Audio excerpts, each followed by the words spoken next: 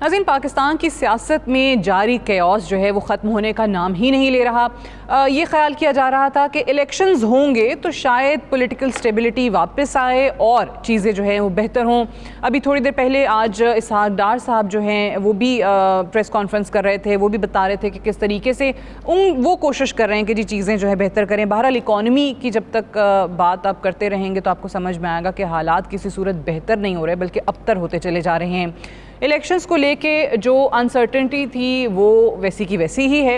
हालांकि supreme court का decision आ चुका है, लेकिन उसके बाद से जो डिवाइड हमें ऑब्वियसली नज़र आ रही है, उससे पहले भी जिस तरीके से जजेस के इजाफ़ी और इख्तलाफी नोट्स जो हैं वो आते रहे, उसमें एक और इजाफ़ा जो जस्टिस अतहर मिनल्ला साहब का नोट आया है उसके बाद सामने आ रहा है, जिसमें वो अग्री करते हैं जस्टिस मंदुखेल और जस्टिस मंसूर अली शाह की राय से, जो कि सुमोटो के हवाले से है। प्लस ऑब्वियसली ये जो अजम्पशन थी कि जी ये 3-2 का फ़ैसला है या 4-3 का है, तो वो भी 4-3 वाली फहरिस्त में जस्टिस अतहर मिनल्ला साहब का वोट भी इस बार पड़ा है। साथ ही साथ हुकूमत ने इलेक्शंस को लेके जो ऐलान किया है वो हमारे सामने है। लगता ऐसे है कि हुकूमत हर किस्म के इस पे जो भी कॉन्सिक्वेंसेस होते हैं उसके लिए तैयार है। अगर तौहीन अदालत लगती है तो उसके लिए भी तैयार हैं। कुछ हो जाए, इलेक्शंस नहीं होंगे, लेकिन 90 डेज़ तक का तो कंफर्म है कि जो सुप्रीम कोर्ट का जो फैसला है उसमें नहीं होने जा रहे हैं। जैसे कि पार्लियामेंटेरियंस की तरफ से भी जैसा भी पार्लियामेंट जैसी भी कौमी असम्बली इस वक्त अधूरी आपके सामने मौजूद है, उसमें जो करारदाद मंजूर हुई और उसमें जो ज़बान इस्तेमाल की गई, जिस तरीके से मुस्तरद किया गया सुप्रीम कोर्ट के फैसले को, पाबंद किया गया वज़ीर आज़म और उनकी काबीना को कि वो उस पर अमल दरामद ना करें, सो ये क्लैश की तरफ हम बढ़ रहे हैं। जी एहसान अफजल साहब।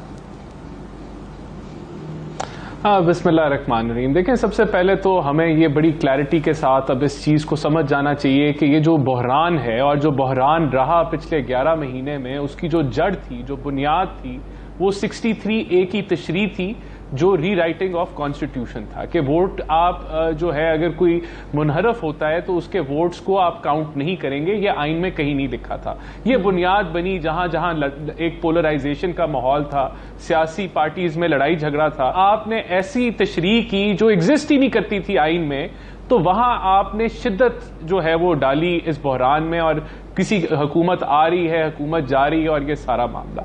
दूसरा देखें, हैदर वहीद साहब की मैंने ये बात पहले भी सुनी कि रिव्यू फाइल होना चाहिए। जब एक इतनी ब्लेटेंट एक मिसकैलकुलेशन हो गई कि आपका जो मेजॉरिटी का फैसला है आपने उसको काउंट ही नहीं किया और आपने माइनॉरिटी को मेजॉरिटी बना दिया, बड़ी क्लैरिटी के साथ सामने आ गई कि ये 4-3 का फैसला है, तो फिर इस पे रिव्यू क्यों फाइल किया जाए?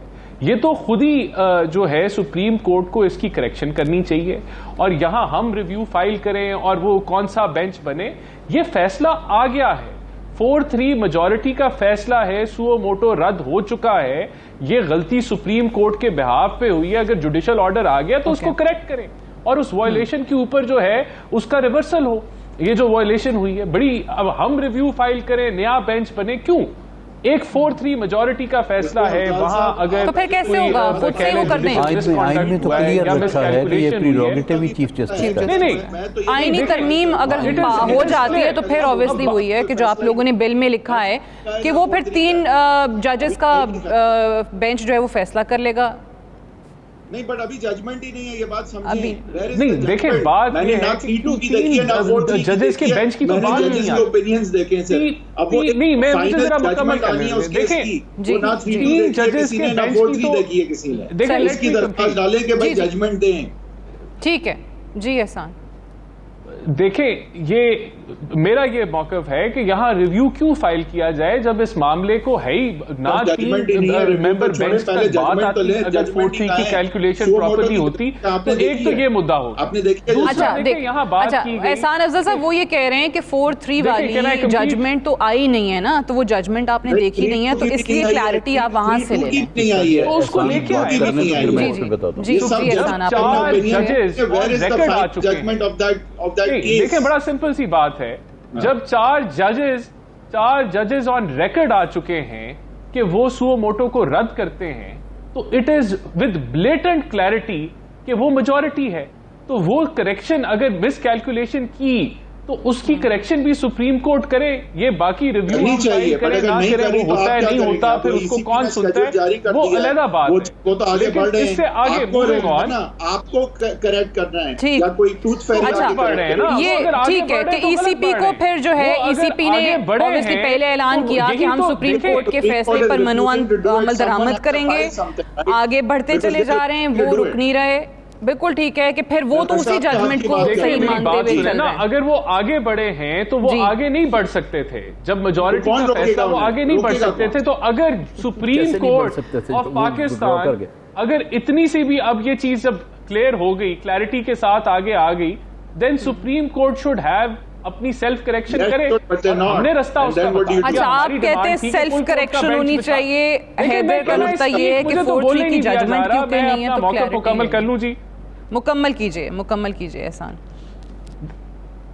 देखें, हमने तो उसका सोल्यूशन भी दे दिया ना। सोल्यूशन जो है वो ये है कि फुल कोर्ट का बेंच बना दिया जाए और वो कर लें। अगर इसको नहीं किया जाता तो ये शो करता है कि सुप्रीम कोर्ट किस तरीके से चल रहा है और क्या मामलात हैं और ये किस, तो वो मौक़िफ़ फिर हमारा क्लियर है। जहां तक 90 दिन के इलेक्शन की बात आती है, देखें ईसीपी का सबसे बड़ा जो काम है, जो उसकी बुनियाद है, वो ये कि उसने फ्री फेयर ट्रांसपेरेंट इलेक्शन कराना है। ये उसकी आईनी एग्जिस्टेंस की वजूद की वजह है कि फ्री फेयर ट्रांसपेरेंट इलेक्शन होना चाहिए। उसके लिए उसकी जो रिक्वायरमेंट है वो 90 दिन में वो पूरी नहीं कर पाता और उसने अपनी अक्टूबर की डेट दे दी।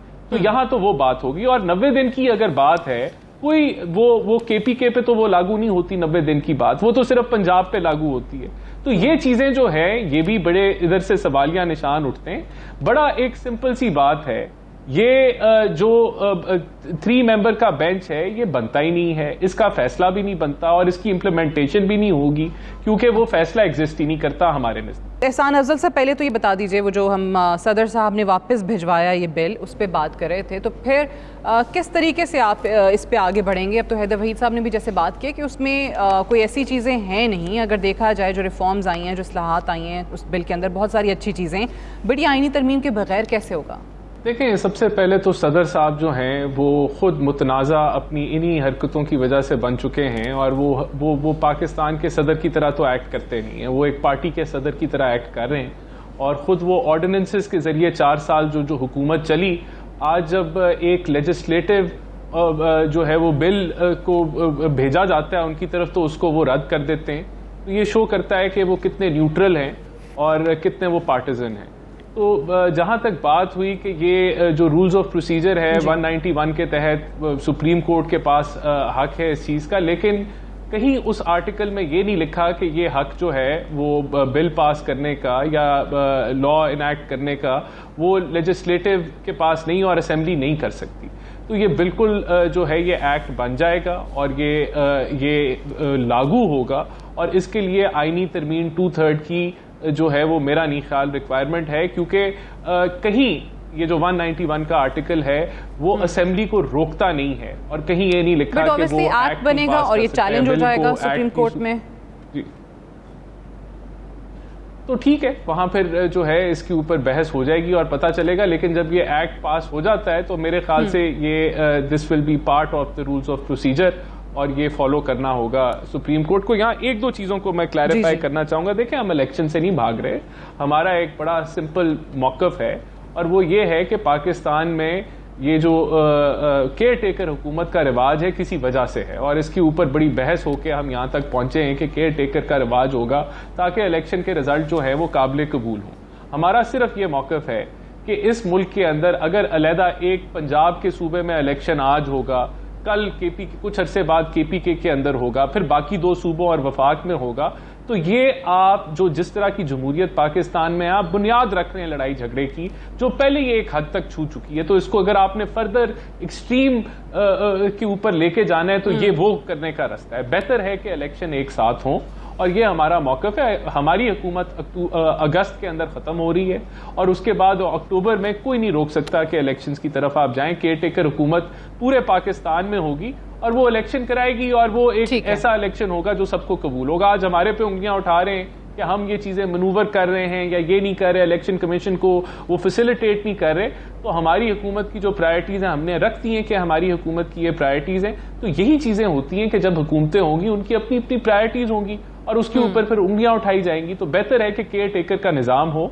और पूरे पाकिस्तान में इलेक्शन हो, ताकि जो हमारी जिस तरह की जमहूरियत है वो यहाँ से बेहतरी की तरफ जाए और बदतरी की तरफ ना। हुकूमत में ऑब्वियसली जो जिस तरह बार बार ऐलानात किए जा रहे हैं कि जी पूरे मुल्क में इलेक्शंस एक साथ ही होंगे या अलग अलग नहीं होंगे, अब तो बरमला कह रहे हैं, आपने भी ये बात की है कि हमारी यही ख्वाहिश